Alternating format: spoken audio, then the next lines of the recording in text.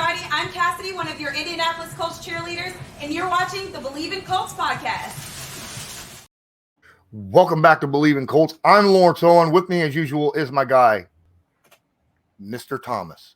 What's up? Mr. Thomas. That's right. Donald Thomas in the house with me again, and today we are going to be talking about the Week 4 schedule, our preview and predictions for the game. There is some interesting games.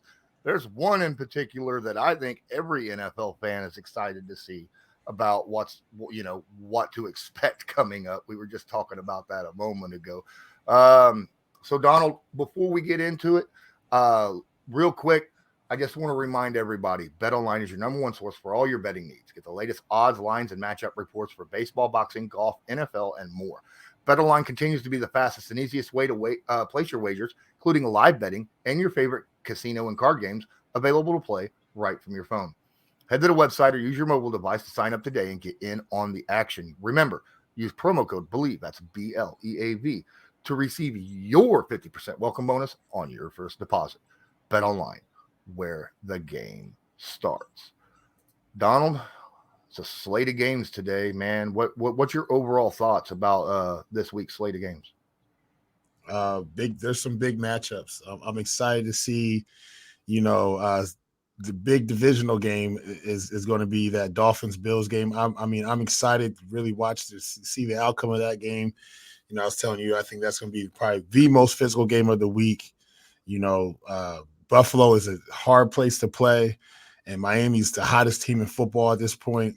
But the crowd, the atmosphere, all that's going to play into, why I really feel like Buffalo might get the edge on the Dolphins. I'm just go ahead and say it. I'm going with the Dolphins to get their first loss in Buffalo. I could be wrong, but it's a tough environment, a tough place to play. So, Tony the tow truck driver is parking the tow truck the block away from the stadium and walking in and going to the game and having some beers and going back and towing the cars afterwards. That's the kind of environment Buffalo is. So it's going to be interesting to see, Well, we'll go ahead and get that game out of the way.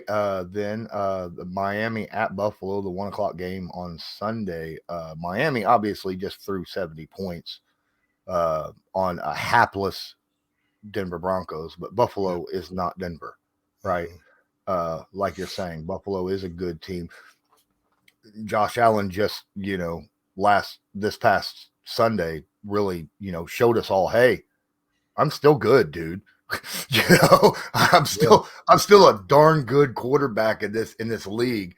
Don't forget about me. They didn't drop 70, but they dropped enough to remind people. And this defense for Buffalo is very, very solid. I got Buffalo winning this as well. This could be a game again. You could see 80 points in this game total. I'm not saying it'll happen, but it could. But I got more Buffalo kind of pulling out a squeaker, 31-27. 31-27. I'm not going to say it's that high. I'm going to say, I think it's going to be a 28-24 game Buffalo. I mean, that's close enough, right? But I just don't see them getting into the 30s. Like I told you before, AFC East is what I played in it. It's brutal. When you have a divisional game, and it's one of those games where you'll see a team that can fly around and put up points, and it just changes in an instant when you start playing the divisional games like that. So I don't see it being a runaway 80-point game. It's still going to be higher than normal because they have two high-octane offenses, but there's going to be a governor put on there, especially from Buffalo, put it on Miami's offense. Absolutely. So we're going to spend about 2 minutes each talking about all the rest of the games this week. We spend a little bit more time on the Buffalo-Miami because it's, Buffalo-Miami. It's the best game of the week. Exactly. Tonight, Thursday Night Football, Detroit Lions at Green Bay Packers. Who you got and why? Ooh, good game, divisional game. I'm going with the Lions on this one. I'm taking the Lions because they're coming off of that win. They're playing spirited. Although Green Bay is a tough place to play, I think that they're tougher when it's cold outside. It's not so they don't have that. I see Love having just a couple of chinks in the armor, and I think Lions come in and they're rolling. I think Jared Goff is going to throw for 300 yards tonight, and I think the Lions defense steps up and shuts down love in those Packers. Oh yeah, I got Lions beating the Packers. I after what we've seen, they played tough all year. All 3 games they played tough, even in their loss, right? Yeah. So I feel like they're just a better team all the way around. I think they're better coached. Uh, Obviously, the coach has got this team ready to chew kneecaps off. Yeah. When they get out there on the field, so I really like the mindset and where the Detroit Lions is in this game. I'm not giving any points, but I do feel like the Detroit will win this game. Sunday, get into the London game. 9:30 a.m. Eastern Standard Time here in the U.S. Though the Atlanta Falcons travel to Jacksonville Jaguars' second home in London. Who you got there? Does anybody care? I'm joking. So this is one of those games where Jacksonville, in my opinion, prevails. Jacksonville's clearly, in my opinion, the better team, better offense, better defense, better quarterback. They'll get back to after losing last week, they'll get back on track. And I think the Falcons had their Cinderella run already, and go 2-0, start off the season off, and now coming off of a loss. I just don't see them having enough to beat, Jacksonville all the way across the pond as well. It's going to be a tough game for them. Yeah, Jacksonville also, this is basically their second home in London, right? I mean, they play like every year in London. Every year. So I'm not saying you get used to the travel crossing the ocean, but if there's any team out there that could, it would be Jacksonville. I got Jacksonville winning as well, and convincingly. Mm-hmm. I think that they win by 2 scores. I swear I had a 2 up. You couldn't see it. There were 2 up for 2 scores. So Yep. Great minds think alike. This could be interesting. Another 1:00 game. The Vikings travel to Carolina to face the pesky Panthers that are 0-3, but so are the Vikings.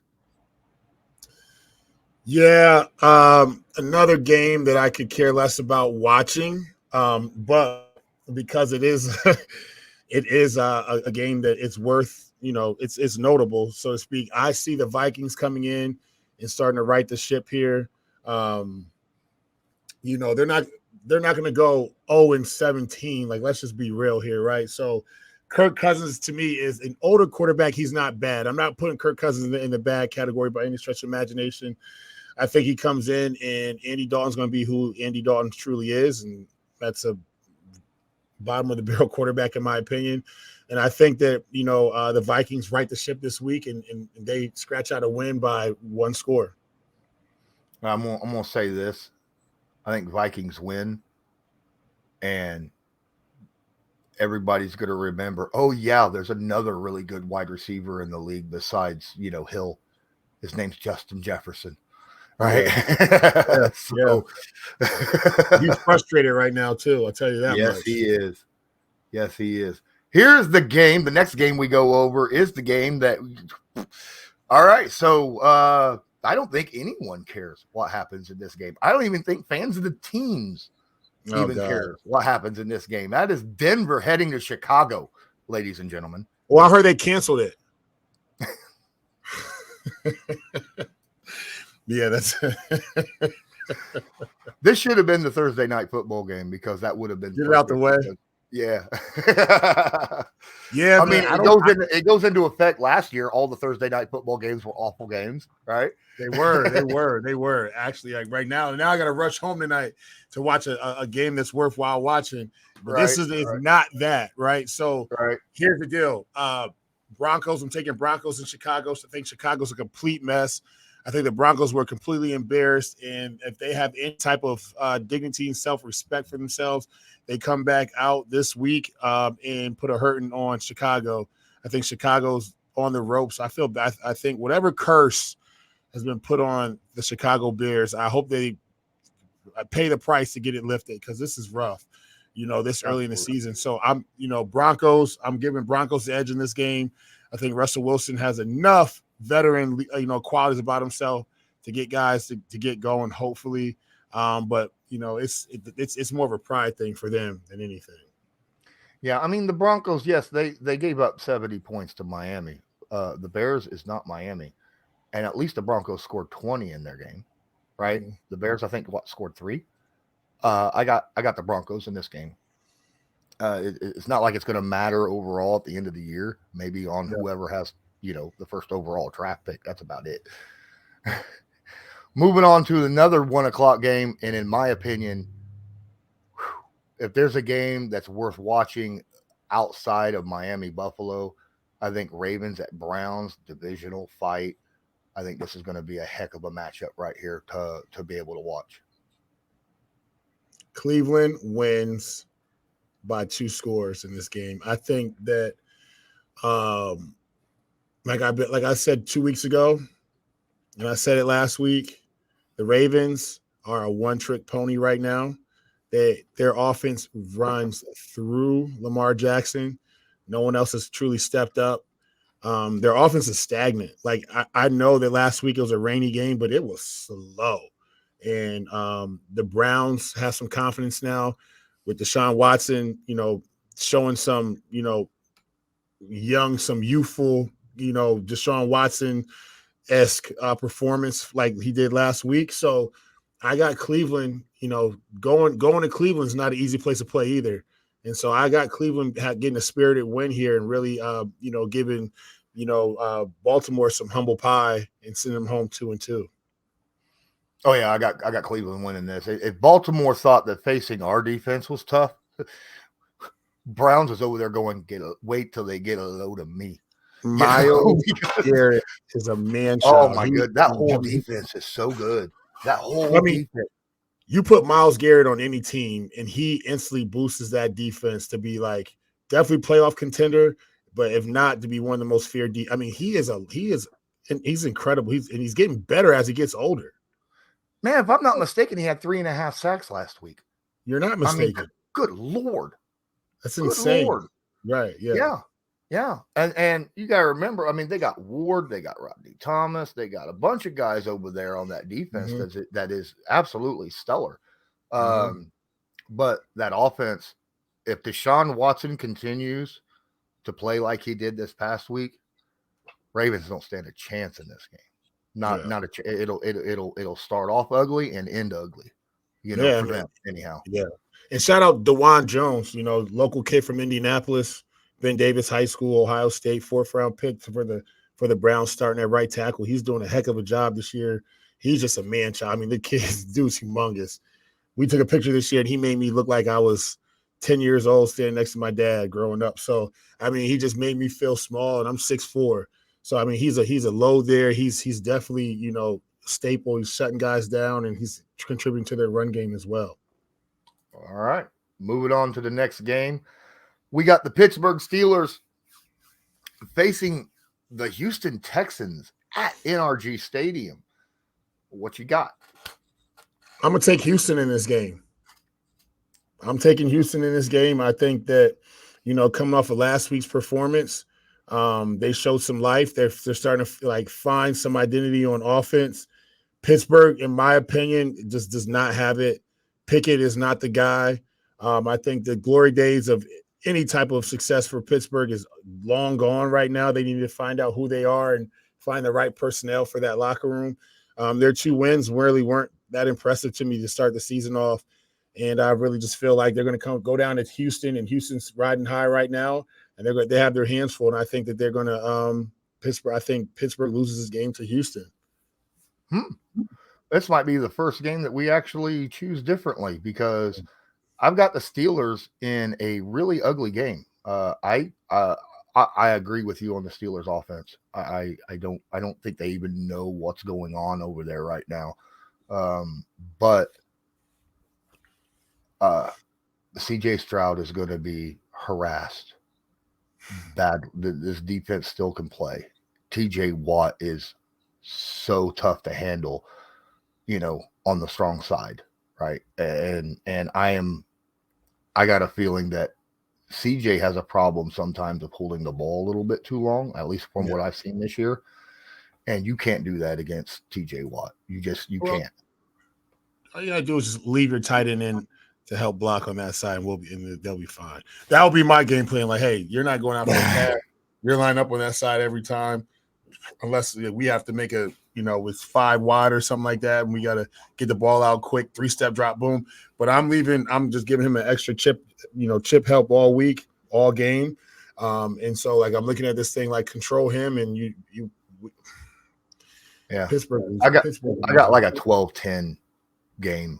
That's what I'm looking at. Yeah, you're playing it safe because you know that I'm right. You know I'm right about. We'll see. We'll see what happens. We'll see what happens. You could be right, but I could be right too. We've already talked about the Rams Colts in depth. If you want to check that out, go check out our preview for that. Moving on to the another 1:00 game, we got the Tampa Bay Buccaneers heading to New Orleans to face the Saints. Tampa Bay. I'm rolling with my guy, Baker Mayfield. Like I said it before, roll with Baker. I think Derek Carr's out. Is he not out this week? He might be out, right? With that shoulder sprain that he suffered last week in the game. So, but either way, Derek Carr in or out, I'm going Baker. I'm going, they have, in my opinion, their defense is more solid than New Orleans is. And they just have the edge on offense, in my opinion. They have more weapons on that side of the ball. And so I'm going to go with Buccaneers by 7. We're kind of still on the same. We're back to being on the same page, dude. We got Buccaneers, but Mayfield is on the I'm proving myself year, right? Yes. He's coming back to say, hey, you know what? That's fine. Browns wanted to move on. That's good. I don't know what Carolina was thinking when they let me go. It's time to show the NFL that, I am a good starting quarterback. And I think he continues that with the Buccaneers against the Saints. Yeah. I mean, you hit the nail on the head. Say no more. 1:00. Washington travels to Philadelphia. This is almost a non-pick. Are you going to pick the upset? Come on, do it. Absolutely not. You listen. Eagles handedly by 3 scores next game. Like it's not even going to be close. Like it's not even going to be close. Yeah, it ain't going to be close. I'm not picking the Eagles, or I'm not picking the Commanders. Yeah, I am definitely picking the Eagles in this game. Yeah. The last 1:00 game that we have to talk about is the Bengals traveling to Nashville to take on Mike Vrabel and the Titans. I'm going Titans in this game. I'm going Titans. I don't think Tennessee is not as bad as everyone says they are. I'm not drinking the Kool-Aid on that. The Bengals got it. They squeaked out a win on LA. I still think that the Bengals still have a lot of issues to sew up.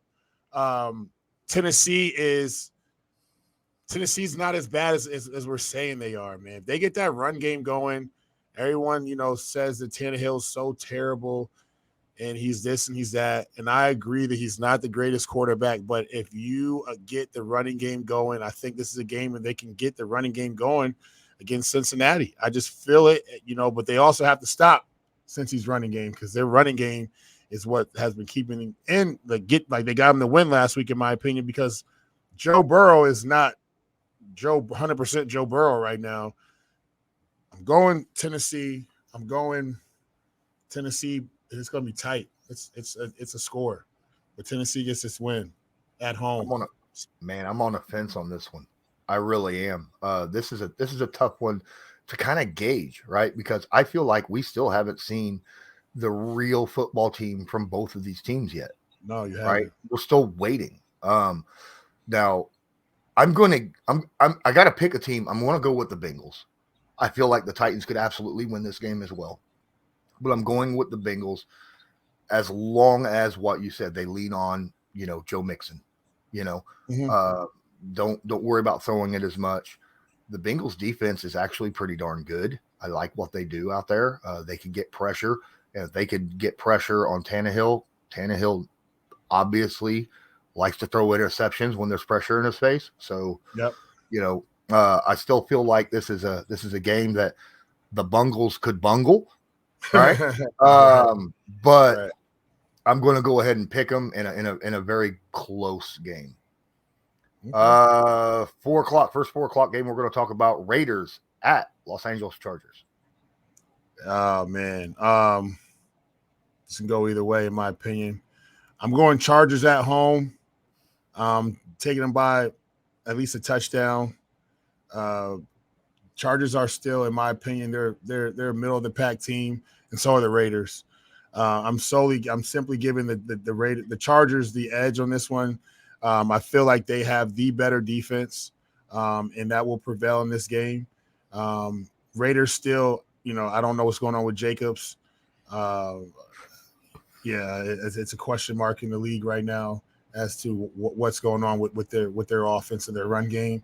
And that's going to be a big hurdle for them as they try to figure out what the hell is going on in Las Vegas. Is it just way too much partying? Is it – I don't know what it is, but they have a better – on paper, in my opinion, roster-wise, they have a good team. They just cannot put it together. I just, I heard that, guys want to get out of town. They're not happy with Josh McDaniels. It's just not a good deal for them right now. Yeah, I'm going to go with the Chargers as well. The Raiders just look disorganized between what's going on with Chandler Jones, with Devontae Adams not being happy. You hit the nail on the head with Josh Jacobs. It's kind of what's going on over there. With the Vegas Raiders. I got to go with the Chargers. I feel like this is a team that's underperformed so far this year, sitting at 1-2. The next 4:30 game, we got the New England Patriots heading to the Dallas Cowboys. As much as it pains me to say it, I'm giving the Cowboys the edge here. Cowboys get back to 500. I just don't see the Patriots having enough to go down to Dallas. And here's the deal. Well, Dallas is 2-1, so they're not going to get the 500. Excuse me. I'm sorry. I'm sorry. I just like to give them losses too. So 3-1. Dallas has the edge here. I think Dallas, after a terrible loss last week, they figure it out. They have enough veterans on that team to figure out a game plan to beat the Patriots. And the Patriots are not a high octane offense by any stretch of the imagination. Defensively for Dallas, I think up front they beat the Patriots up front on both sides of the football for sure. And then, the secondary has a hole in it, losing Diggs, but it's just not going to be enough. Mac Jones doesn't know how to find that hole and exploit whatever, matchup it is. And so I just have Dallas winning by at least a score or two. Yeah, this isn't a get right game. This is a revenge, get your frustrations out game, right? This game's going to be won by the Dallas defense, the front seven. They're going to be all over Mac Jones in the run game and the pass game. You're going to see 8 sacks, probably, is what I'm looking at. Wow, 8. I think that's rough. I was going to give them 4 or 5 tops. 8. Jeez, they need to use some soul. I'm calling for an eye-popping day for the Dallas defense front seven when it comes to the pressure and sacks. I think they win 17-3. I think they defensively they might 7 of those 17 points for Dallas probably be a defensive touchdown. Right, off a strip sack, fumble return, or something like that. So that's what I'm looking at in this game. Man, wow. Yeah, I know that's impressive, man. Wow, 8 sacks. Wow. If I was a Dallas defense, I'd be pissed off. Right after letting Arizona and Josh Dobbs do what he did. I'd be mad. Yeah, but you know what? They did a great job. Of controlling their front seven. Mm-hmm. So hats off to them because when you look at how dominant, their defense has been, Dallas's defense has been, they did a great job of it. And so if New England watches tape, which we know Belichick does ad nauseum, Oh, He's yeah. going to try to mimic that same approach, but I don't think they have the personnel. They don't have a mobile quarterback. When you looked last week at Dobbs can run the football when needed. And he had some key runs where he ran the football and he was effective. New England doesn't have that. Nope. I mean, I if I had to put my money on it, I'm saying Mac Jones is running a five flat 5.140. You know what I'm saying? Like, he's not running a sub 5.4. He can't run the sub 5.40. You can't tell me that he's running. You see what I'm saying? So it's just different. This is just different. Like when they get put in a bind, when that front seven has some pressure, he ain't taking off. He can't. Physically, he can't. So it's just a different game plan. It's just going to be a different outcome of this game. Next game, 425, Arizona Cardinals, San Francisco 49ers. This is a reality check for Cardinals. This is this is equivalent to the Commanders-Eagles game. Equivalent to it. 49ers, it's going to be it's going to be at least a 3-score game in my opinion. And there's nothing else to talk about with that one. Yeah. I feel bad for the Cardinals. I know they're coming off a big high, beating the Cowboys and all of that, but they're going to want to throw the flag by the second quarter. That's the way I look at it. Big time. Sunday Night Football, Chiefs at the Jets. Man, I don't know. This is a toss-up here. The Chiefs are going to New York to play the Jets and Zach Wilson. This is going to be – it's not – I mean, come on. The Jets are in disarray right now. It's literally all falling apart in less than 3 weeks for them. You know, you've got to feel bad for those guys. The front office is scrambling. They're bringing in backup quarterbacks, signing the practice squad. The Chiefs look great last week. Taylor Swift's in the stands. She's freaking the 12th man on the field. It's just all bad at this point. It's going to be bad for the Jets. It's going to be at least a 2 to 3 score game where they get beat by. It might even be more. I see, I see starters on the sideline with baseball caps on like it's preseason by the fourth quarter for Kansas City. I feel like this isn't going to be as big a blowout as a lot of people think. The Jets defense is still pretty good, right? I get that the offense isn't the best, especially with Aaron Rodgers and everything that's going on. I get that. I don't think the Jets score 15 points in this game, but and I got the Chiefs winning. I don't think it's going to be, the Chiefs ain't going to put 40 plus on the Jets. I don't think, I think they'll score mid to high 20s, but yeah, I still got them 2 scores winning. So I'll go with that. But I've heard a lot of people say, oh, the Chiefs are going to drop 50. And I'm like, I don't think so. No, not 50, but it's going to be, I see it being 35 to like 10. Okay. I don't think they hit 30. Last game of the week, Monday Night Football. Can we get a re-roll on the Monday Night Football game? We got the Seattle Seahawks going to the New York Giants. I'm going to take Seattle in this one. It can really go either way, in my opinion. I swear it can go either way. This is a toss-up game for me. But I'm going to say Seattle's going to come in there and they're going to squeak out a victory. I think that, the Giants are going to be the Giants aren't a bad football team, in my opinion. They're not a bad football team. But I just kind of see them not winning this game only because I feel like Seattle has a little bit more weapons on offense. And they just play. The veteran leadership is going to squeak out a win in New York Monday night, in my opinion. I see it being, this is a 1-score game. This is a 1-score game, though. It might even be a 3-point, kind of 1-score game, but I see Seattle getting this one. I think the Giants come to break even at 2-2 and win this game in a close game. Being that they're going to be at home, I think that gives them a little bit of an edge. The Seattle defense yes, the Giants' offensive line ain't the greatest, but the Seattle front four doesn't scare me either. And I feel like this is a game that Daniel Jones could really take advantage of his mobility and get some passing yards. So he's turnover prone, and some rushing yards. Yeah, just don't turn the football over. He throws to me. He's got 4 already on the year. Yeah.